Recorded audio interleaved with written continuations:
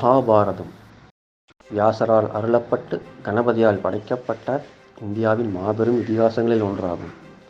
மகாபாரதம் என்றவுடன் நம் மனதில் தோன்றுவது மாபெரும் யுத்தங்கள், வீரத்தின் கதைகள், நாயகர்களின் போராட்டங்கள் தான்.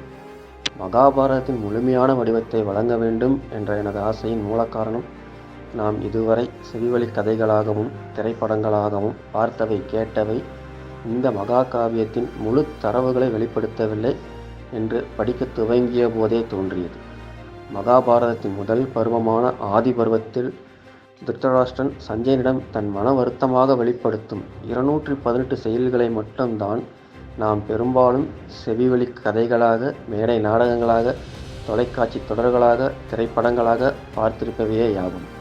இது முழு மகாபாரதத்தின் 5% மட்டுமே. ஆனால் மகாபாரதத்தின் உண்மையான ஆழத்தை, அதன் கதையின் அடுக்குகளை, அதில் அடங்கிய மெய்ப்பொருளை முழுமையாக புரிந்து கொள்ள நாம் அதை முழுமையாக படிக்க வேண்டும். எனினும் மகாபாரதத்தை முழுமையாக படிக்கும்போது மட்டுமே அதன் கதையின் ஆழமும், எழுத்து நடை, காட்சியமைப்பு ஆகியவற்றின் பிரமிப்பையும் உணர முடிந்தது. கதைக்குள் கதை சொல்லும் விதமும், அதிலுள்ள பல்வேறு சுவாரஸ்யமான நிகழ்வுகளும் மிகவும் வியப்பூட்டும்.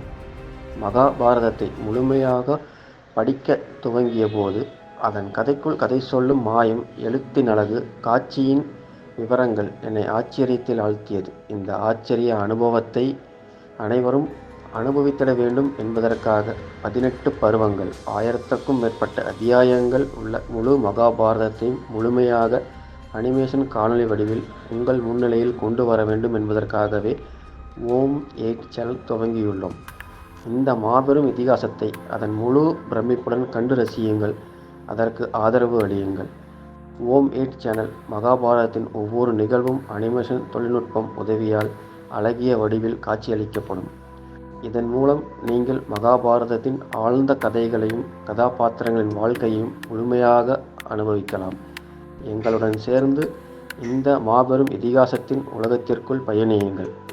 உங்கள் ஆதரவை வழங்கி இந்த அனிமேஷன் முயற்சியை வெற்றிகரமாக்குங்கள். நன்றி, வணக்கம்.